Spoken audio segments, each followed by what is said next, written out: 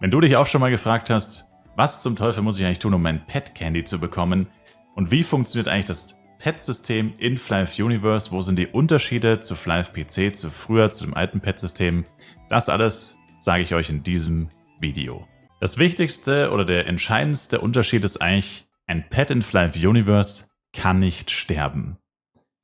Pets haben in Flyve Universe sogenannte Energie und keine Leben mehr. Früher in Flyve PC hatten die Pets ja mehr oder weniger doppelt Leben, beziehungsweise hatten sie HP und wenn die HP auf 0 gesunken sind, dann haben sie Leben verloren. Wenn sie zu viele Leben verloren haben, dann sind sie gestorben. Das kann jetzt nicht mehr passieren. Ein Pet kann unter keinen Umständen sterben. Es kann lediglich keine Energie mehr haben. Wenn ein Pet keine Energie mehr hat, dann gibt es keinen Wert mehr, also Status steht dann int plus 27, aber wenn die Energie auf 0 ist, weiß ich, okay, jetzt gerade habe ich keine int plus 27, das heißt, das Pet hat für mich bei 0 Energie keinen Mehrwert, außer dass es vielleicht cool aussieht. Dann haben wir noch zwei weitere Leisten hier, und zwar einmal die XP-Leiste und die Grace-Leiste. Die XP-Leiste sagt uns einfach nur, wie oft wurde das Pet schon gefüttert und wie oft muss es noch gefüttert werden, um bis zu 100% zu kommen. Wenn es auf 100% ist, dann können wir das Pet Level Up machen beim Pet Tamer. Wir können eine Quest annehmen, die ist mit diesem grünen Fragezeichen, Ausrufezeichen und dann ein grünes Fragezeichen, wenn man das Pet auf 100% gelevelt hat. Und dann kann man die Stufe des Pets erhöhen, wodurch es weitere Werte bekommt. Und die untere Leiste ist, wie gesagt, die Grace-Leiste. Die indiziert eigentlich einfach nur, okay, Grace-Effekt ist voll. Und dann können wir wieder, wenn ich jetzt auf diesen Button drücke, verbraucht es 50 Pet-Energie. Und das heißt, das kann man nur aktivieren, wenn man mindestens über 50 hat oder mindestens 50. Und dann kann ich den Grace-Effekt des Pets aktivieren. Und der Grace-Effekt ist sozusagen die Spezialfähigkeit eines jeden Pets. Und das kann man eben nur aktivieren, wenn die Leiste voll ist. Das dauert immer 2 Minuten und der Grace-Effekt hält dann für 20 Sekunden an. Jetzt haben wir hier noch eine ganz coole Tabelle, die mir Waxot gebastelt hat. Das ist im Endeffekt eine Erweiterung unserer Tabelle vom letzten Mal mit den Shop-Preisen. Und zwar haben wir jetzt hier noch eine Pet Candy Tabelle. Was ist Pet Candy? Pet Candy ist im Endeffekt das neue Pet Food. Damit könnt ihr eben die XP eures Pets erhöhen und auch eure Energie wiederherstellen. Weil natürlich die Frage, wenn die Energie auf 0 fällt, wie erhöhe ich die dann wieder? Die Antwort ist, ihr müsst einmal ein Pet Candy benutzen. Und für jeden Pet Candy, den ihr benutzt, erhöht sich auch die XP. Das heißt, sowohl die XP als auch die Energie. Der Schlüsselpunkt dazu ist das Item Pet Candy. Pet Candy gibt es auf verschiedenen Stufen. FEDCBA. Es gibt keine Egg Candy und es gibt keine S-Candy. Für X und für F-Pads werden gleichermaßen F-Candies benutzt und für A und für S-Pads werden jeweils A-Candies benutzt. Das heißt, da ist es schon mal ein bisschen vereinfacht worden, dass es nicht zu viele verschiedene Candies gibt. Es sind lediglich diese 6. Und die geben unterschiedlich viel Prozente bei den Pets selbst und haben auch unterschiedliche Kostenpunkte. Und wie es letztendlich funktioniert ist, es gibt noch ein zweites Item, was mit diesem System zusammenhängt. Das ist leider ein bisschen unnötig verkompliziert worden, meiner Meinung nach, aber es gibt noch ein zweites Item, das nennt sich Berry. Ein Berry oder Berries könnt ihr mit dem Item Harvesting Gloves von diesen seltsam interagierbar aussehenden Pflanzen überall in der Open World farmen. Dafür braucht ihr, wie gesagt, einen Harvesting Glove und ihr müsst zu diesen Pflanzen gehen und diese Berries quasi ernten, sozusagen. Das funktioniert in der gesamten Open World, wie gesagt. Ihr müsst nur zu diesen Pflanzen gehen und da kann man eben die Berries bekommen oder man kauft sie von anderen Spielern, wenn man Berries dann gesammelt hat. In dem Fall braucht man zum Beispiel 25 Cloudberry und 200.000 Penya.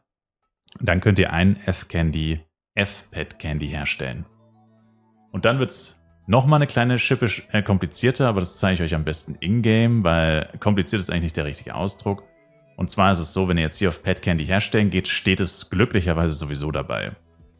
Das Ganze funktioniert dann quasi so, ihr braucht 25 Cloudberry, das Penya sagt euch leider nicht, finde ich auch ein bisschen dumm, dass es nicht gesagt wird, wie viel Penya das kostet, dann hätte man einfach alles in-game, aber gut, ist nicht so wichtig.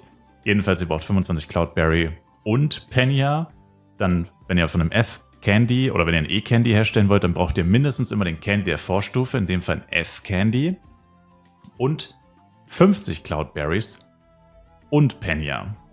Was nicht dabei steht. Wie gesagt, das mit dem Penya, dass das nicht dabei steht, ist ein bisschen blöd, aber man kann sich eigentlich denken, dass das auch wieder Penya kostet. Und so geht das dann immer weiter. Es kostet quasi andere Berries, mehr Berries, immer den Candy der Vorstufe und immer mehr Penya logischerweise. Ich habe jetzt mal den Spaß gemacht und habe eben ausgerechnet, was es kostet, wenn man denn alles zusammen benutzt.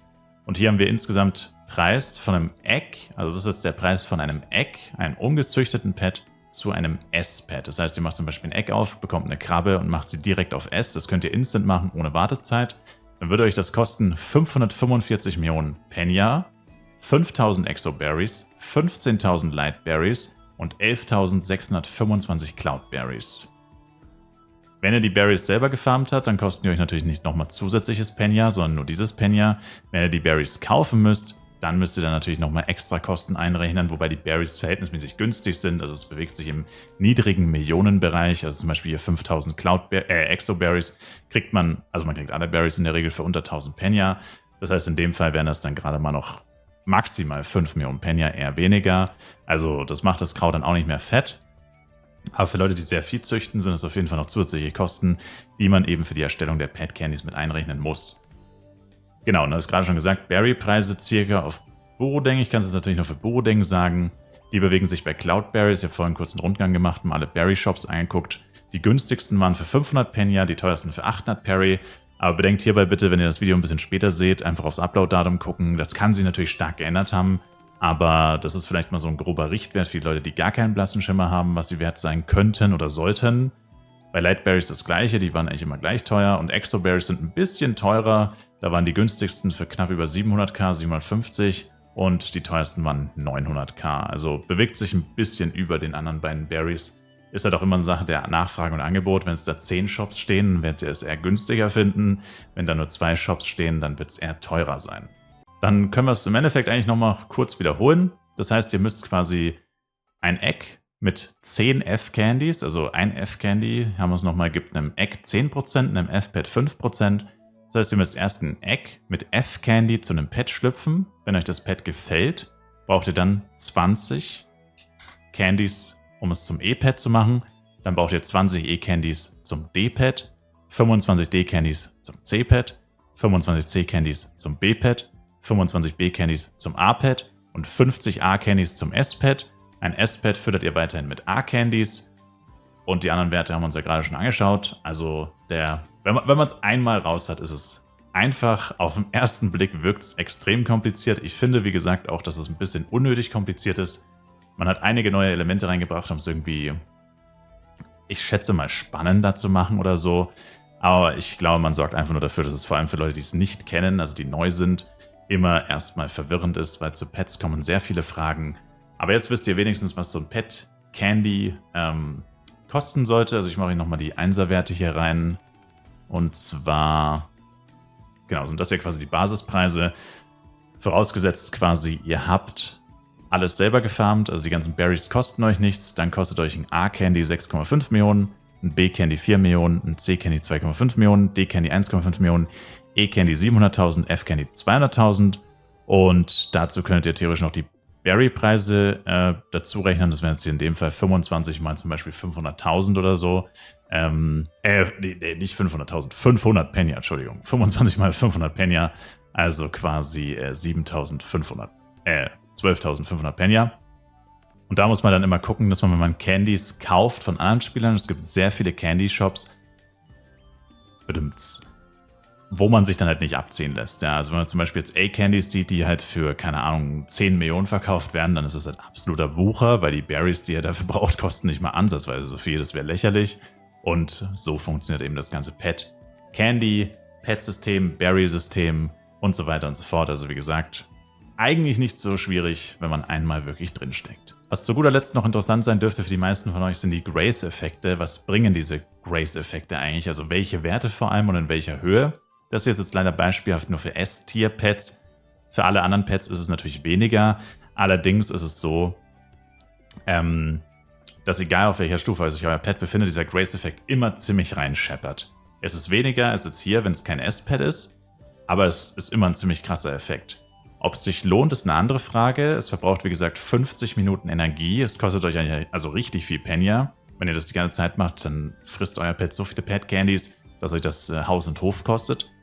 Aber es bringt auch viel. Zum Beispiel beim Tiger 50 Crit Damage, dann beim Löwe 50 HP, Rabbit 100% Laufspeed, Fox 30% ATK, 50% Cast Time, Unicorn Blockrate, Dragon Attack, Griffin gibt verringert eingehenden Schaden, Angel Crit Damage und die Krabbe gibt Block Penetration. Also es macht schon wirklich einen großen Unterschied, ob man diesen Grace-Effekt benutzt oder nicht. Aber wie gesagt, ist halt auch mit entsprechenden Kosten verbunden. Diese Kosten kann man umgehen mit einem Pet-Feedback im Cash-Shop, allerdings kostet er auch relativ viel. Der sorgt dafür, dass die Pet-Energie immer bei 100% bleibt. Und zu guter Letzt haben wir noch das Reroll-System. Wenn ihr jetzt ein Pet habt und ihr levelt es zum Beispiel auf 1,1.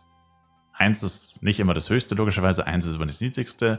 Ein perfektes Pet hat die Level 1, 2, 3, 4, 5, 7, 9. Das wäre ein perfektes Pet. Das heißt, wenn ihr also kein perfektes Level bekommen solltet, dann könnt ihr das Ganze Rerollen, nennt man das. Oder sie sagen hier Recycling. Das hat sich mittlerweile als Rerollen etabliert. Und was das im Endeffekt bedeutet, ist einfach, ihr habt ein E-Pet und ihr habt quasi nicht die 2 bekommen, die das Beste auf E wäre, sondern ihr habt nur ein 1 bekommen. Dann braucht ihr ein weiteres E-Pet oder ein höheres Pet, geht theoretisch auch. Ich sage euch aber grundsätzlich, lohnt es sich immer noch mit der gleichen Kategorie zu rerollen. Also ein E-Pet rerollt man eigentlich immer mit einem E-Pet, ein B-Pet immer mit einem B-Pet und so weiter. Und dann könnt ihr das quasi rerollen und rerollen bedeutet einfach, ihr rollt nochmal für den besseren Wert. Und das Coole daran ist, es kann nicht schlechter werden. Also bei einem E-Pad sowieso nicht, aber auch bei einem B-Pad, wenn ihr schon eine 4 habt und ihr wollt eine 5 haben, es kann nicht schlechter als 4 werden.